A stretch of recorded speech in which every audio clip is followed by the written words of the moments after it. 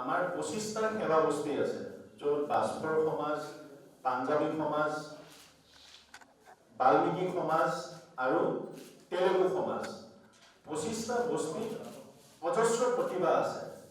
সেই প্ৰতিভাবিলাক আমি কেনেকৈ স্কাউটিং কৰি এক মেইন ষ্ট্ৰীম প্লেটফৰ্মলৈ লৈ আহিব পাৰোঁ, সেইটো এক প্ৰচেষ্টা থাকিব। লগত এটা ক্ৰীড়াৰ পৰিৱেশ আমাৰ এইকেইটা বস্তিত আমি গঢ় দিব বিচাৰিছোঁ। সকলোৱে জানো যে ক্ৰীড়াত অজস্ৰ শক্তি আছে, যি শক্তিৰ দ্বাৰা আমাৰ সমাজ নিৰ্মাণৰ কাম আমি লক্ষ্য ল'ব পাৰোঁ। ক্ৰীড়াৰ দ্বাৰা বিভিন্ন জাতি, বিভিন্ন জনজাতি, বিভিন্ন জনগোষ্ঠীৰ লোকসকল আমি একত্ৰিত কৰিব পাৰোঁ। আৰু ৰাষ্ট্ৰ নিৰ্মাণৰ ক্ষেত্ৰতো, সমাজ নিৰ্মাণৰ ক্ষেত্ৰতো ক্ৰীড়াই অজস্ৰ ভূমিকা গ্ৰহণ কৰে। সেইকাৰণে আমাৰ 25 আৰু 26 তাৰিখে আমাৰ গুৱাহাটী চাই ফিল্ডত আমাৰ ফুটবল প্ৰতিযোগিতা আমি আয়োজন কৰিম। স্বামী বিবেকানন্দই কৈছিলে যে গীতা পঢ়াৰ আগত আমি সকলোৱে ফুটবল খেলিব লাগে। ফুটবল খেলিলে যি আনন্দ আৰু যি ঈশ্বৰীয় শক্তি যি লাভ কৰে মানুহে, সেইটো গীতা পঢ়িলেও লাভ কৰিব নোৱাৰে, কিন্তু প্ৰথমত ফুটবল খেলিব দিছিলে। সেইকাৰণে আমি সকলোৱে সিদ্ধান্ত লৈছোঁ যে সকলো সেৱা বস্তি আমি সকলো একত্ৰিত হৈ এই ফুটবল খেলৰ আয়োজন কৰিম। আমি আমাৰ এই সেৱা বস্তিৰ পৰা যিবিলাক এচিভমেণ্টছ, পূৰ্বতে যেনেকৈ আমাৰ অনুৰাগ বাস্কৰ, তেওঁ ৰোলাৰ স্কেটিঙৰ পৰা আমাৰ ইণ্ডিয়া টীমত তেওঁ ৰিপ্ৰেজেণ্ট কৰিছে, তেওঁ আমাৰ মৰাখালী বস্তিৰ। অংগদ বাস্কৰ, তেওঁ জিমনাষ্টিকৰ প্লেয়াৰ, তেওঁ গ'ল্ড মেডেল পাবলৈ সক্ষম হৈছে 2022 চনত। আমাৰ এই বাস্কৰ সমাজৰ পৰা এজন আছে ৰোশন বাস্কৰ, তেওঁ ৰঞ্জি ট্ৰফি খেলিছিলে, তেওঁ অসম দলৰ তেওঁ কেপ্টেইনো আছিলে। তাৰপিছত আমাৰ পাঞ্জাবী সমাজৰ পৰা লক্ষণ সিং নাগৰ, তেওঁ শ্বিলঙত থাকে আৰু শ্বিলঙৰ ৰঞ্জি ট্ৰফি তেওঁ প্লেয়াৰ। তাৰপিছত কানহাই বাস্কৰ, তেওঁৰ ঘৰ ৰঙিয়াত, তেওঁ এজন বহুত ভাল বিখ্যাত টেনিছ বল ক্ৰিকেট খেলুৱৈ। তাৰপিছত বিকাশ সিং চৌহান, তেওঁ এজন ফিটনেছ কোচ আৰু বৰ্তমানত মেঘালয় ক্ৰিকেট টীমক তেওঁ প্ৰশিক্ষণ দিয়াৰ দায়িত্ব গ্ৰহণ কৰিছে।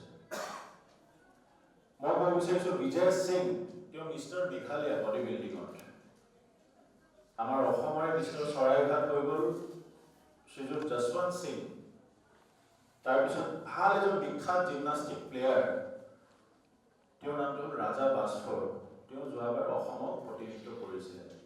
মই এইকাৰণেই ক'লোঁ যে এই সমাজতো অজস্ৰ প্ৰতিভা আছে।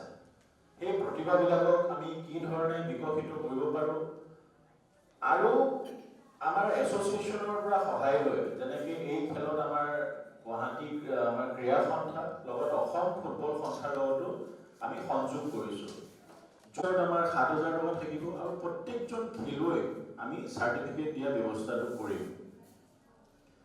ইতিমধ্যে 20টা টীমৰ ফাইনেল লিষ্টটো আমাৰ হাতত আহি পৰিছে। আমি চেষ্টা কৰিছোঁ 100% আমি কেনেকৈ ৰিচ কৰিব পাৰোঁ। ইয়াত 25টা বস্তি, আজি প্ৰেছ কনফাৰেন্সৰ পিছত সেই 5টা বস্তিটো আমি উপস্থিত হ'ম। আমি এটা বস্তিত যাম, তেওঁলোকক আমি অনুৰোধ কৰিম আৰু এনকাৰেজমেণ্টৰ কাৰণে প্ৰত্যেক বস্তিত আমি যোনবিলাকে আমাৰ টিম লিষ্ট দিছে, ফাইনেল ৰেজিষ্ট্ৰেশ্যনটো দিলে, তেওঁলোকক আমি এটা ফুটবল তেওঁলোকক খেলিবলৈ আমি এটা ফুটবল প্ৰত্যেক বস্তিত আমি দিছোঁ। এইটো এটা কথা। লগত 25 তাৰিখে আৰম্ভ হ'ব 8টা বজাত, যিহেতু আমি under-19 ৰাখিছোঁ, 8টাৰ পৰা 10টা বজালৈকে আমাৰ টেকনিকেল চেক হ'ব, মানে একচুৱেলি under-19 হয় নে নহয়।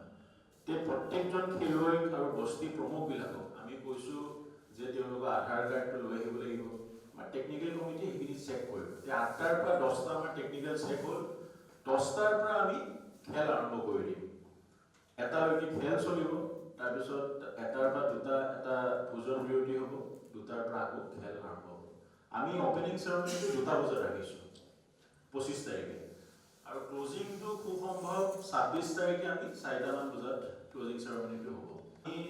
আমাৰ বৈঠকবিলাকত আমি কথা পাতিছোঁ যে আমি নন পলিটিকেল আমি সেনেকৈ ৰাখোঁ যে প্ৰাক্তন খেলুৱৈ কেতিয়াও প্ৰাক্তন নহয়, কিন্তু যিসকল খেলুৱৈ আগত খেলি গৈছে, যেনেকৈ আমাৰ দুৰ্গা বড়ো ডাঙৰীয়া, গিলবৰ্টছন চাংমা ডাঙৰীয়া, জিউল বে ডাঙৰীয়া, দুৰ্গা দাক কল কৰোঁতে তেওঁ অহাকালি গাঁৱলৈকে যাব, তেওঁৰ কিবা পূজা আছে। জিউল দাৰ মই টাচত আছোঁ, তেওঁতো নেশ্যনেল গেমছৰ টিমৰ লগতো যাব এজ এ কোচ, তেওঁ খুব সম্ভৱ তেওঁ উপস্থিত থাকিব। লগত আমাৰ স্পৰ্টছৰ আমাৰ মাননীয় কমিশনাৰ হিলালী ছাৰ, কোচৰ হিলালী তেওঁ উপস্থিত থাকিব, আৰু চাই এছিষ্টেণ্ট ডাইৰেক্টৰ শম্ভু যাদৱ ডাঙৰীয়া তেওঁ উপস্থিত থাকিব, আৰু যোৱাকালি আমাৰ BCCI ছেক্ৰেটাৰী আমাৰ মাননীয় দেৱজিৎ লোচন শইকীয়া ডাঙৰীয়াক তেওঁকো নিমন্ত্ৰণী পত্ৰ দিছোঁ।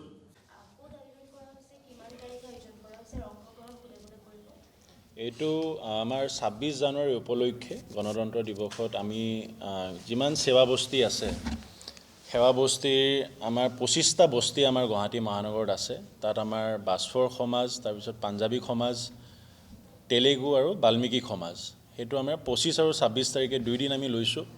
মেটছৰ শ্বেডিউলটো আমি ডিপেণ্ডিং আপন দি নাম্বাৰ অফ টিমছ পাৰ্টিচিপেশ্যনটো কিমান আহিব, সেইমতে আমাৰ মেটছৰ টাইমিংটো শ্বেডিউলটো আমি ঠিক কৰিম। সেই খেলটো আমাৰ চাই ফিল্ডত অনুষ্ঠিত হ'ব, চাই আমাৰ পল্টন বজাৰত নিউ ফিল্ডত। আৰু ইয়াত বিশেষভাৱে আমি দুটা উদ্দেশ্য, যে যিসকল ভাল খেলুৱৈ তেওঁলোকক কি ধৰণে আমাৰ ক্ৰীড়াৰ দিশত, ফুটবলৰ দিশত আমি আগুৱাই নিব পাৰোঁ, যাতে তেওঁলোক ভৱিষ্যতত গৈ আমাৰ গুৱাহাটী ৰিপ্ৰেজেণ্ট কৰক, অসমক প্ৰতিনিধিত্ব কৰক, আৰু অন্তত গৈ আমাৰ ৰাষ্ট্ৰৰ কাৰণে যাতে খেলিবলৈ সুবিধাটো পায়। দ্বিতীয় লক্ষ্যটো হ'ল যে আমাৰ সমাজত এক ক্ৰীড়াৰ পৰিৱেশ, ক্ৰীড়াই আমি সকলোৱে জানো যে বহুত পৰিমাণৰ সমস্যাৰ সমাধান কৰে, আৰু ক্ৰীড়াৰ দ্বাৰা আমি এক সমাজ, এক সংগঠিত সমাজ আমি গঢ়িব পাৰোঁ। ইয়াত জাতি জনজাতি যিসকল আছে তেওঁলোকক আমি একত্ৰিত কৰিলে মই ভাবোঁ যে সমাজখন সুস্থ হ'ব, আৰু এই সুস্থ সমাজে এক শক্তিশালী ৰাষ্ট্ৰ গঠন কৰে। 25টা বস্তি আছে, ইতিমধ্যে 20টা বস্তিয়ে অলৰেডি পাৰ্টিচিপেশ্যনটো আগবঢ়াইছে, তেওঁলোকৰ লিষ্ট ছাবমিট হৈ গ'ল, আৰু যিবিলাক বস্তিয়ে আমাক লিষ্ট ছাবমিট কৰিছে তেওঁলোকক এটা ফুটবল দিয়াৰ আমি ব্যৱস্থা কৰিছোঁ, যাতে তেওঁলোক প্ৰেক্টিছখিনি আগুৱাই নিব পাৰে। তেওঁলোক নিজে কৰিব আপোনাৰ।